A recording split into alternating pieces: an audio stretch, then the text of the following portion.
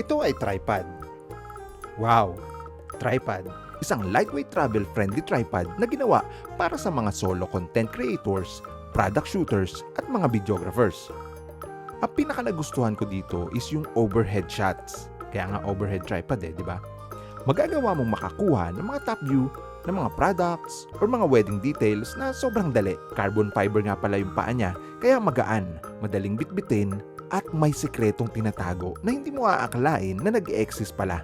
At kung ano man yon, malalaman natin yan kasi i-explain ko sa video na to lahat ng mga features na kailangan natin sa actual shoot gamit ang tripod na to.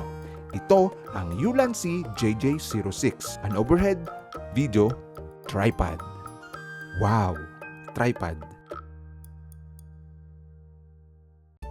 Anyway, kung hindi pa kayo pamilyar, ang Ulanzi ay kilala sa paggawa ng mga camera accessories at filmmaking tools mula sa tripod, lights, cages, at iba pang mga gadgets para sa mga creators. Actually, gumagamit din ako ng iba pang Ulanzi product tulad nitong VL120 RGB light na ginagamit ko sa pagsushoot ng mga wedding details. Budget friendly pero solid yung quality kaya sobrang popular nito sa amin mga shooters at marami rin akong kakilala na gumagamit nito.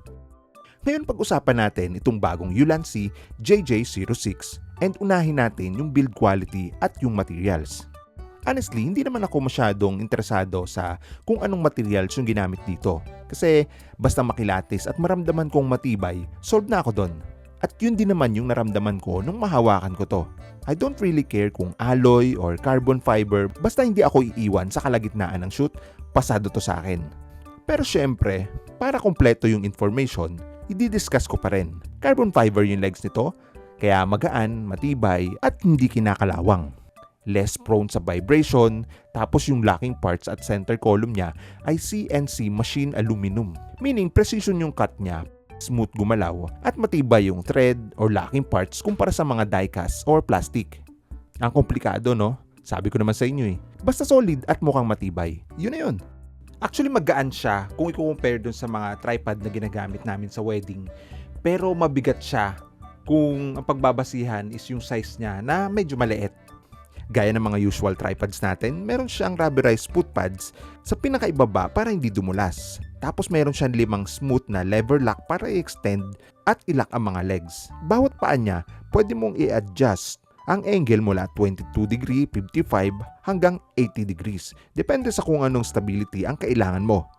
Ito ang center column hook. Sinasabitan ko to minsan ng box ng microphone ko, sometimes headphone kapag main cam ako. Pero ang purpose talaga niya is sabitan ng mga sandbag or pabigat para bumaba ang center of gravity at hindi madaling matumba lalo na kapag mahangin yung location. Pero sa liit ng tripod na to, I think sandbag is not a good idea. Anyway, opinion ko lang yon. Meron siyang 2 center column adjustment. Ito yung una. Ito naman yung pangalawa. Para siyang telescopic style. Pero itong nasa itaas na center column adjustment, yun talaga yung design para sa overhead shooting. Release mo lang itong lock para ma-bend yung column ng horizontal. Isa sa paborito kong angle sa pag-shoot ng mga wedding is kapag nagsusulat ng wedding vows si bride, tapos yung tripod ko nasa taas, top shot yung scene, ang ganda niyang tignan. At may isa pang hook sa pinakandulo ng horizontal center column. Para kung naka-overhead ka, pwede ka rin magsabit ng kahit na anong pabigat for extra stability, especially kung medyo mabigat yung camera mo. Meron din siyang 2 panoramic rotation. Una, itong nasa head na ginagamit natin para sa panning shots. Pangalawa, ito mismong base ng center column para kahit horizontal ka, magagawa mo pa rin siyang ma-adjust.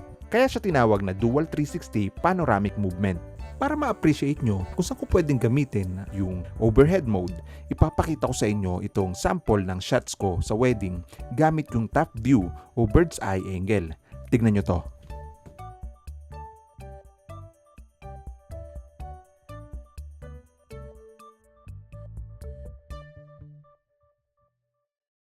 This is the handle. Simple lang siya, medyo maikli nga lang, pero kakaiba to. Kasi ngayon lang ako nakakita ng ganito. Ikutin ko lang siya para matanggal, tapos dito sa ilalim ng handle ay may natatagong sikreto. Naglalaman siya ng 7 screwdriver bits merong Phillips, merong Torx, at meron ding Allen o hex bit. Ibabala mo lang siya dito sa tip ng handle at may instant screwdriver ka na. Nakamagnet din yung mga bits na to kaya hindi sila matatapon o mawawala pag binuksan mo. Sobrang kailangan ko to lalo na sa mga wedding shoots. Kaya Ulanzi, napaka-smart move nito.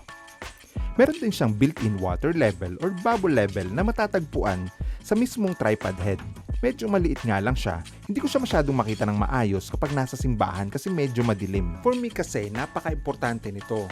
Ito kasi yung palagi kong ginagamit as guide para makasigurado ako na pantay horizontally at perfect yung alignment ng shots ko.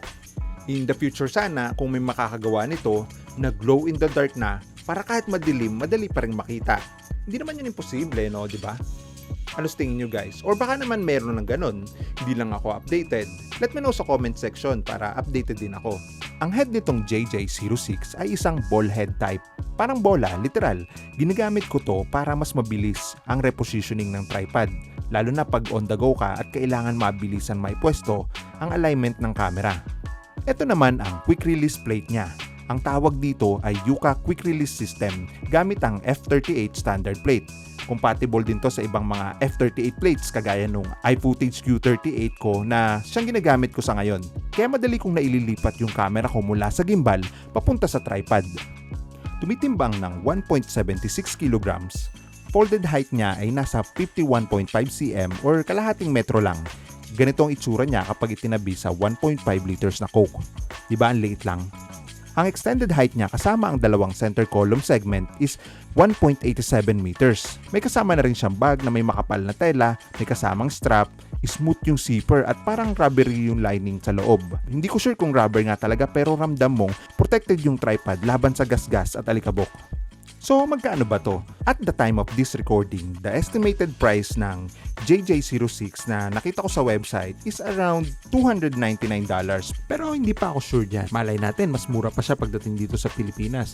And later on, maybe baka available na siya sa Shopee at saka Lazada. Check na lang natin.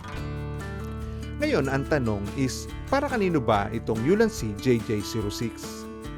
Dinisenyo kasi siya para sa mga solo content creators, product shooters, mga vloggers, at mga small video teams na kailangan ng portable pero versatile na tripod. Compact siya, kalahating metro lang pag nakatupi, madaling bitbitin, mas mabilis i-set up kapag on the go, perfect para sa mga nagta-travel at hindi bulky. At isa pang question, pwede ba siya gamitin sa pag-shoot ng wedding? My answer is yes for you, but no for me. Explain ko kung bakit. Unahin natin yung yes for you. Kung magaan lang naman yung camera setup mo, magaan lang yung mga lens, like yung mga crop lens, perfect to para sa'yo. Like yung mga gumagamit ng ZV-E1, ZV-E10, Nikon Z30, A600, A6700, at marami pang iba. Basta yung magagaan yung setup, wala kang magiging problema dito. At dahil lightweight yung tripod na to, mas madali kang makakagalaw sa wedding kasi palipat-lipat ka doon ng pwesto, minsan dala mo yung tripod, dala mo yung gimbal, and hindi naman lahat ng shooters ay may assistant. Isa pa, convenient to travel. Hindi naman lahat kasi ng shooter may sariling sasakyan. Yung iba nakamotor lang at kung ang tripod mo masyadong malaki o mabigat, talagang mahihirapan ka. I don't want to go on the details sa load capacity ng tripod na to, pero alam mo naman kasi sa sarili mo if mabigat talaga yung rig mo eh. At kung ganun man, I think hindi ito yung tripod para sa'yo. At dito na papasok yung sagot ko na no for me. Medyo mabigat kasi yung setup ng camera ko. As of now, I'm using an FX3 tapos madalas kong ginagamit yung Sigma 85mm, may cage pang kasama, sinamahan ko pa ng microphone at kung minsan may kung ano-ano pang accessories and overall, more than 2 kilos na to. Technically, kaya pa rin siya ng Ulanzi JJ06, no doubt yon. Pero alam mo yung feeling na medyo manipis kasi yung paa niya kapag full extended na tapos mabigat pa yung rig ko. And lalo na kapag hinawakan ko pa yung camera ko habang nakamount, pati yung bigat ng kamay ko ikikerry niya. Parang hindi siya safe na iwan unattended lalo na sa mga event environment na palaging sobrang madaming tao.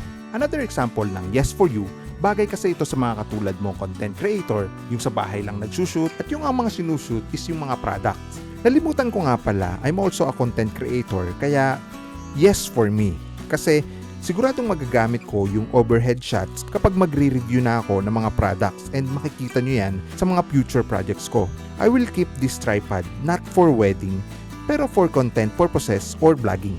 And also I need to mention, para rin sa mga travel vloggers, kahit sa mga gala mo, napaka-convenient dalhin. No lang for me again. Alam mo kung bakit? Kasi palagi akong nasa event, palagi akong nagbi-video. Ayoko naman na pati travel or gala ko, magbi-video pa rin ako. Ano yun, wala na akong pahinga? Siyempre joke lang yun. All in all, itong Ulanzi JJ06 ay tripod na travel friendly, lightweight, pero loaded ng features. Lalo na itong built-in na screwdriver dito sa handle. Nung una ko nga makita, napangiti talaga ako kasi hindi ko yun nina-expect. Chinecheck ko nga lang kung hahaba yung handle, tapos biglang nakita ko naging screwdriver pala yun. Nagulat lang ako, sorry mababaw lang talaga ako. Pero sobrang natuwa ako doon. Posibleng meron ng mga tripod na may ganitong features. Pero ngayon lang kasi ako nakakita eh. So, Ulanzi JJ06 is not an ultimate tripod para sa lahat. May pros at may cons pa rin. Pero ito yung tip ko sa inyo kung bibili kayo ng tripod. Tignan nyo mabuti yung features at saka tanungin nyo rin yung sarili nyo kung kailangan nyo ba talaga yon. Kailangan natin isaalang-alang yung bigat ng rig natin.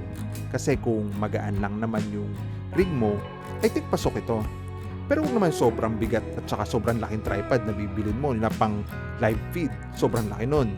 Unless yun talaga yung kailangan mo. So kung maghahanap ka ng portable at pwede rin gamiting overhead tripod, with all those thoughtful details na pinakita ko kanina, well, maybe this is something to consider. So yun lang. Maraming salamat sa panonood. Happy shooting!